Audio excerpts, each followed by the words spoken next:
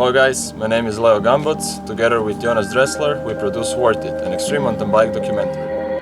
We learned that the British weather changed really quickly, so we started filming already at Wednesday night. We joined John and his friends for a session at John's compound. The jump line is just behind his parents' house, and the cool part is that you can ride it at night.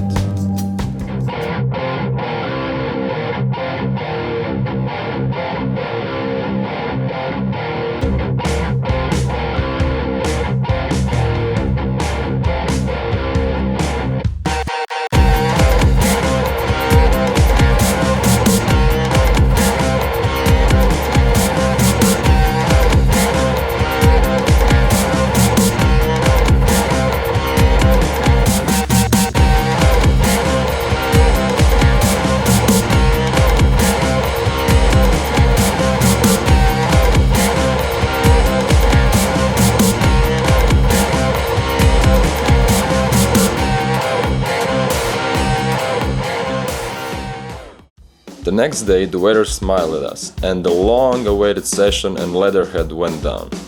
I rode with Ralph and Ali. We had about 1 hour and a half to enjoy this paradise, and it was a great session.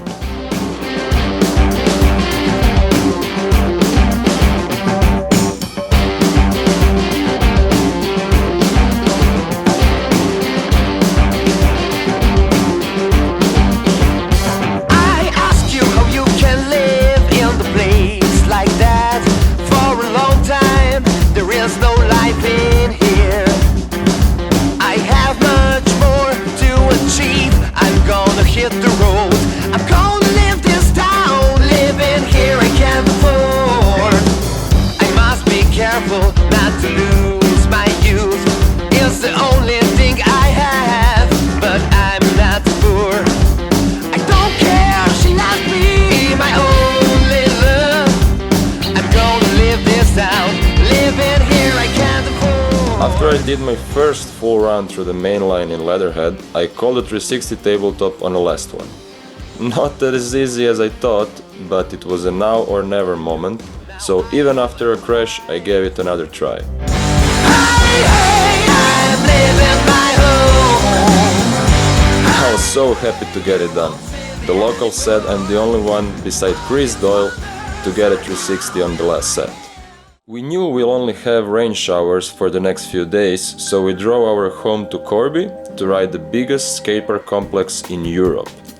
There we met Mandy, the manager of Adrenaline Alley, and she shared her story with us.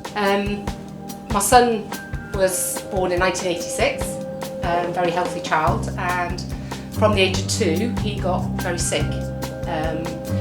He went into hospital at the age of 2, and basically he was then diagnosed 7 years later with a brain tumour.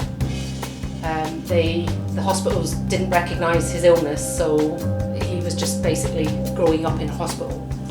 At the age of 9 he had a very big operation and then went chemotherapy, radiotherapy, so by the time he was 13 that was him just coming home from hospitals.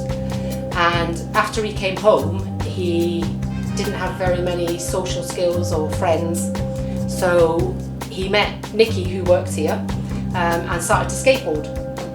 And it started breaking down all the social barriers that John felt because he hadn't been able to make friends all over the years of being in hospital.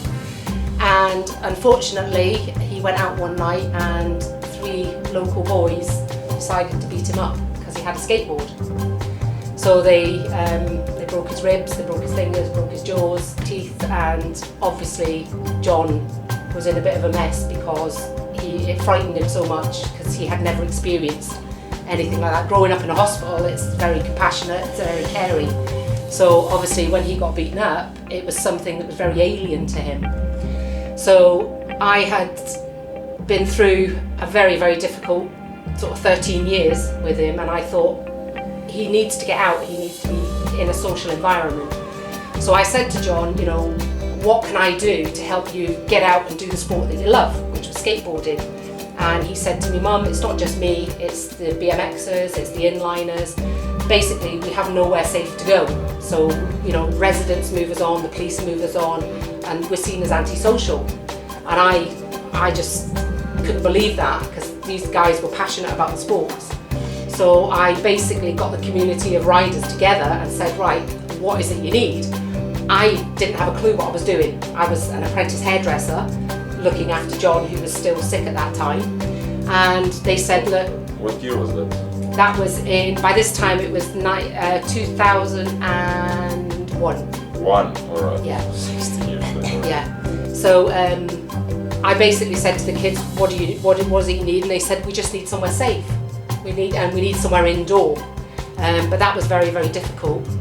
But what I did, I approached Rockingham Speedway. It's a motor speedway circuit in Corbett, and I was given land and I was given money to go and buy a park, and we just set up what was quite a big park at the time and started running that outdoor. From then, 2 years later, I realised that having an outdoor facility in this country, because of the weather more than anything, is not sustainable. So I was very lucky that Rockingham Speedway was being bought over. So the gentleman that owned it at the time said to the man that bought it, you're only having it if you look after Mandy and the skate park. And the new owner had what we call Building 1, which was an old chicken processing factory.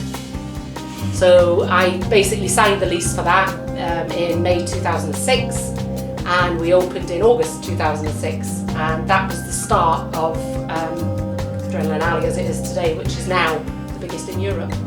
My biggest personal achievement is, I think, being able to carry this on when my son died.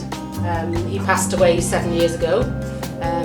His anniversary is next weekend, and when John died, he'd worked here and everybody knew him because obviously he was the co-founder, and he just fell asleep in his bed one night, which was a shock to everybody after all the illness he'd had and the problems he had. So I felt at that point in time that I didn't want to be here anymore, because he was always so much a big part of this. So it took me probably about 5 years after he died to kind of get my mojo back and want to be here and keep doing what I do. When I first started getting involved with the industry, I got involved initially because of John's social skills. It wasn't because of the sports. I didn't know an ironing board from a skateboard. Yeah.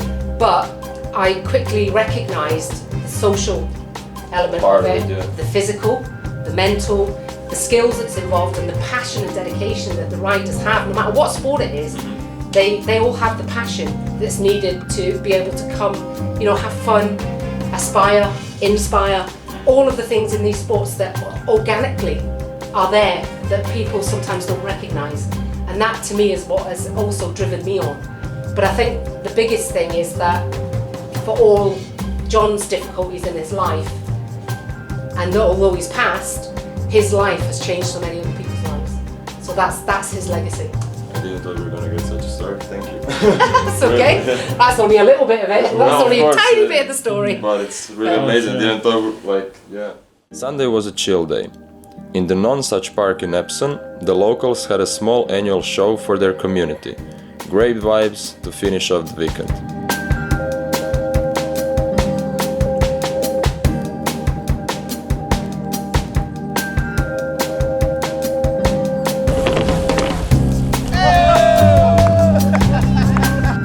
Hey guys, thanks for watching. Stay tuned for the next episode from somewhere in Europe.